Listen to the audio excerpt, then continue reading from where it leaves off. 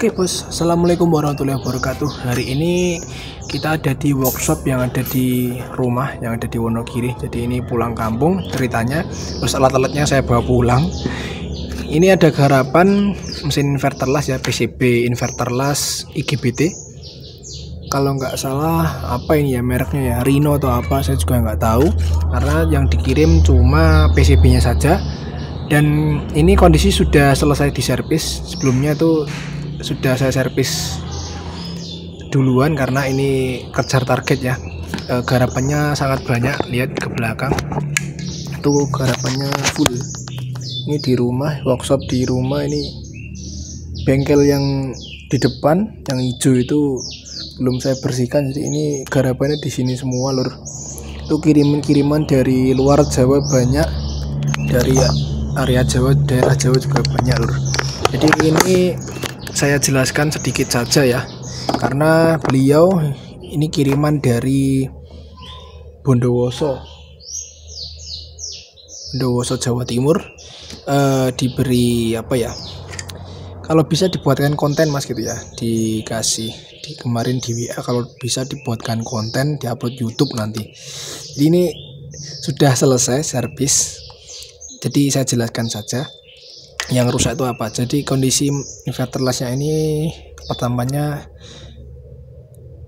tegangan tidak keluar ya, atau output tegangannya di stang las tidak ada apinya, nyala tapi nggak ada apinya gitu. Terus katanya sudah pernah diganti IGBT, jebol-jebol terus gitu temennya.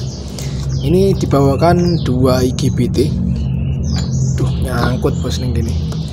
Ini dibawakan 2 IGBT bos, malah nyangkut ning gini gitu. Jadi dibawakan 2 IGBT ini oleh beliau. Ini IGBT masih kondisi baru, 40N60N PFD ya. Ini original, ini bagus. Harganya lebih mahal karena baru ya, karena copot aja udah mahal. Terus yang menyebabkan dia tidak keluar tegangan, yang pertama, oh ya, ini sebelumnya oleh beliau sudah pernah diganti IC PWM-nya KA3525. Ini KA3525-nya sudah pernah diganti oleh beliau, tapi masih belum membuahkan hasil ya. Terus setelah datang kemarin saya cek ya teman. Kemarin datang saya cek itu yang bermasalah ternyata adalah jalur op-amp-nya. Jadi di sini si inverter las ini menggunakan double op-amp ya, dual op-amp. Ini LM358, ini juga LM358. Jadi satu IC PWM tapi menggunakan dual op-amp. Yang sebelah sini untuk op-amp jalur, bentar, ini jalur feedbacknya, dan yang sebelah sini untuk current sensornya. Ini feedback current sensor yang sebelah sini, dan juga untuk termostatnya yang sebelah sini untuk jalur current sensor dari jalur primer IGBT teman. Jadi op-amp ini yang menyebabkan tegangan soft start di kaki nomor 8 IC KA3525 itu 0 atau hilang. Biasanya ada sedikit 0,5 volt, itu yang menyebabkan output PWM-nya atau output sinyal A dan sinyal B-nya di kaki nomor 11 dan kaki nomor 14 itu hilang. Jadi dari soft start ini itu dia mengaktifkan dan menonaktifkan PWM-nya kalau di skemanya ini ya. Kalau yang versi ini on off PWM-nya diatur atau dikontrol oleh pin nomor 8. Ada juga yang menggunakan pin nomor 2 dan nomor 16. Ada juga yang menggunakan pin nomor 10. Ini kalau versi mesin las yang not MCU, yang Daidan dan sebagainya. Ada juga yang menggunakan pin nomor 10 sebagai on off PWM-nya. Jadi nomor 10 ini itu kalau di mesin las ini pin nomor 10 KA3525 itu terhubung ke ground, dia baru aktif.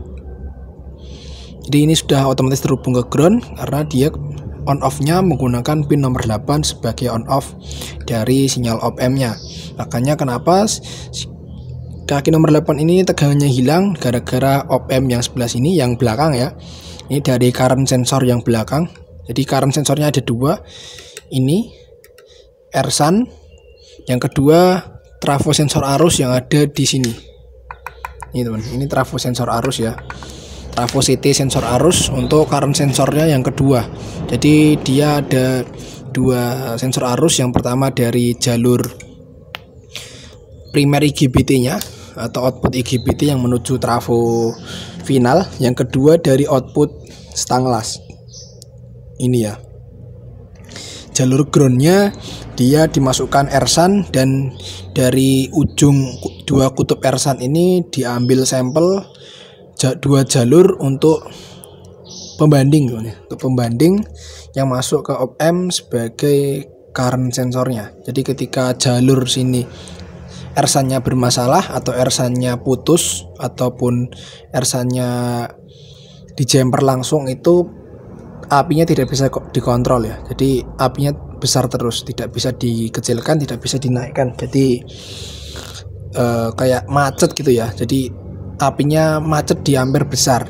Itu biasanya disebabkan karena RSUN-nya sudah rusak ataupun di jumper. Jadi RSUN ini nggak boleh di jumper sama sekali. Harus bentuk RSUN yang ada hambatannya. Walaupun hambatannya cuma 0, berapa 0,1 atau 0,2 itu tetap harus ada RSUN-nya teman-teman ya.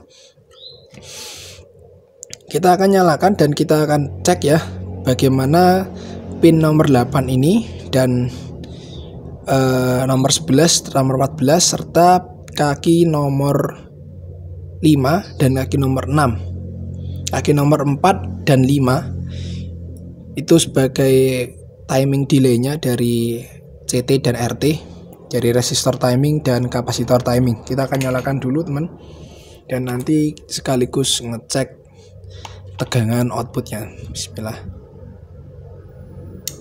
Nah, ini sudah nyala, power sudah on. Kita pasang dulu ya untuk ground dari osiloskop. Ini ground osiloskopnya tak pasang nindi. Saya delete. Ini dari sini aja lor. Aduh. Oh, ada lagi nyetrum aku mau. Kita coba ukur dulu, Lus. Ini ya. Kita gunakan osiloskop. Ini kaki nomor 14, teman. 14 ini output B. Ya, frekuensinya 45 kHz ya, seperti itu. Dengan ini output VRMS-nya 6,8 volt atau 6 volt ya. Dengan duty cycle di sini masih 43,5%. Tapi setelah outputnya di sini, ini ada dual driver MOSFET 4612 atau 4688 atau 4606, sama aja itu ya. Ini di kedua output driver MOSFET-nya duty cycle-nya sudah naik 10 sampai 15% biasanya. Ini naik jadi 56,4% dan frekuensi masih tetap ya di 45 kHz atau sekitar 45 kHz. Di sini VRMS-nya naik menjadi 8,8 volt. Ini dikarenakan tegangan suplai untuk driver MOSFET-nya 15 volt. Jadi setengah lebihnya ya dari VCC input driver MOSFET-nya yang 15 volt. Normalnya di sini output drain-nya yang menuju trafo GDT itu 8 sampai 9 volt. Kalau tegangannya naik lebih dari 10 volt berarti PWM-nya belum stabil atau belum normal. Pin nomor 11 kita cek. Ini pin nomor 11 seperti ini ya. Dan kita gabungkan untuk melihat datemnya biar teman-teman bisa melihat datemnya dan restemnya. Jadi ada persimpangan. Ini pin nomor ini pin nomor 14, ini pin nomor 11.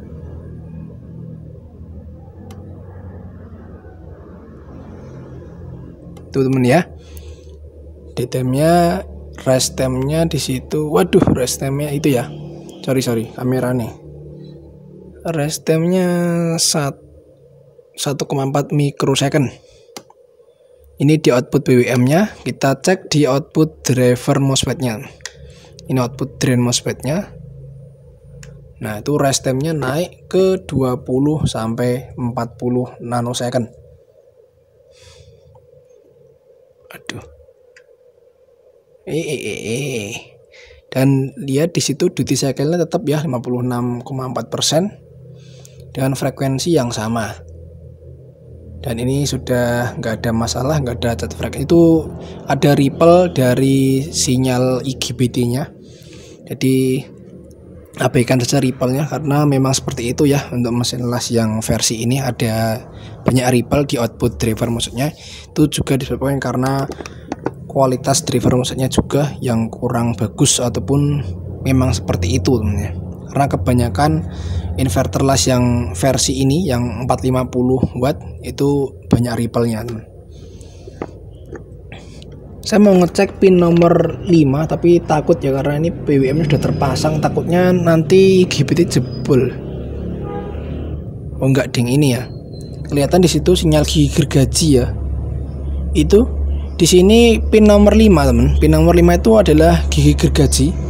Seperti itu bentuk gelombangnya, dan di sini frekuensinya penuh 100 kHz. Kalau di sini frekuensinya enggak 100 kHz, berarti outputnya malah enggak normal. Jadi di sini sinyal gigi gergaji pin nomor 5 itu terhubung ke kapasitor timing kalau nggak salah ya. Kapasitor timing itu frekuensi di sini harus sekitar 90 sampai 100 kHz agar mendapatkan hasil output PWM di sekitar 30 sampai 40 kHz. Tadi terbaca kan frekuensi outputnya tadi 45 ya. Tapi di sini di CT-nya atau kapasitor timingnya itu frekuensinya di sekitar 100 kHz itu ya. Dan itu bentuknya gigi gergaji ya, bukan kotak lagi.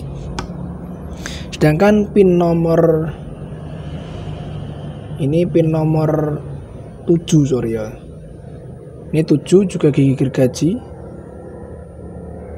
Nah ini pin nomor 4 seperti ini. Oke. Itu frekuensi juga sama sekitar 100 kHz.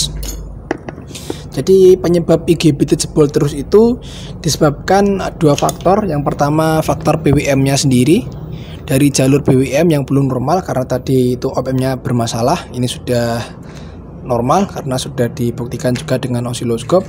Dan yang kedua dari jalur output trafo GDT. Jadi output trafo GDT itu sudah sering sekali saya jelaskan ya. Ini mungkin teman-teman juga udah bosen saya jelasin seperti ini karena di video-video sebelumnya sudah saya jelaskan sangat detail ya terkait output trafo GDT itu yang sangat penting. Itu pengaruhnya ke kinerja IGBT. Kalau trafo output driver GDT ya, output trafo GDT-nya itu bermasalah, entah itu ada resistor yang melar atau kapasitor yang nilainya udah kering atau dioda ultrafasnya itu sudah short atau setengah short, itu menyebabkan IGBT ini gampang jebol. Atau bisa dikatakan baru dinyalakan langsung langsung pecah IGBT-nya ya, atau langsung short lagi. Itu penyebabnya teman. Jadi yang menyebabkan IGBT pecah atau IGBT jebol di situ penyebabnya. Karena PWM belum stabil, yang kedua dari jalur trafo GDT yang belum normal sehingga tegangan gate IGBT itu naik turun seperti itu teman. Oke, iya belum saya nyalakan ya tadi ya, belum saya cek ya untuk trafo GDT-nya, output trafo GDT yang menuju gate IGBT. Sekarang kita akan ngecek teman. Sini ngeceknya pakai ini aja multimeter ya, karena si osiloskop saya ini belum ada probe differential probe-nya ya, belum ada isolated probe-nya, jadi dia masih terhubung antara channel 1 dan channel 2, ground-nya masih jadi satu. Sedangkan untuk ngecek IGBT itu sendiri, jalur ground-nya itu harus terpisah karena di sini pin atau kaki emitter itu berbeda. Yang satu sebagai output, yang satu sebagai input. Jadi ini udah beda fase teman. Udah beda jalur, nggak boleh sama. Kalau sama nanti osiloskopnya malah yang rusak dan menyebabkan IGBT-nya pasti langsung jebol nanti. Karena yang satu dapat input ground, yang satu untuk output yang digabung dengan kaki kolektornya. Jadi yang headsetnya itu kolektornya dapat positif elko primer, emitornya sebagai output, sedangkan yang low setnya emitornya sebagai input dari groundnya primer, sedangkan kolektornya sebagai outputnya gitu teman. Jadi kebalikan ya, dia saling menyilang antara high set dan low setnya. Makanya osiloskopnya di sini belum mampu ya untuk ngecek langsung dua probe ditempel langsung groundnya, itu nggak mampu karena belum ada probe diferensial probe-nya ya. Kita cek aja pakai multimeter yang ini. Kita nyalakan dulu. Bismillahirrahmanirrahim. Oke, udah nyala. Ya, ini saya cek dulu tegangan outputnya. Jadi tegangan outputnya ini positif dan ini groundnya. Terbaca 50 volt. Nanti siap kirim, ini nanti sekalian dites untuk ngelas juga. Kita baca untuk frekuensi dan juga tegangannya teman ya. Jadi kita baca frekuensi dan tegangannya, kelihatan di kamera ya. Ini saya tempelkan dulu untuk yang high set ya, frekuensinya 45,4 kHz dengan tegangan gate-nya 12 volt AC. Oke, sekarang yang low set ya, tadi high set, ini low set ya, ada selisih sedikit 13 volt AC dengan frekuensi yang sama. Kita coba lagi ya high set. Oke, sama ya, 13 volt atau 12,8. Sudah mantap ya, nanti siap kirim ke beliau yang ada di Bondowoso. Terima kasih. Ini servisnya masih banyak, saya akan lanjut dulu. Sampai jumpa di video selanjutnya. Wassalamualaikum warahmatullahi wabarakatuh.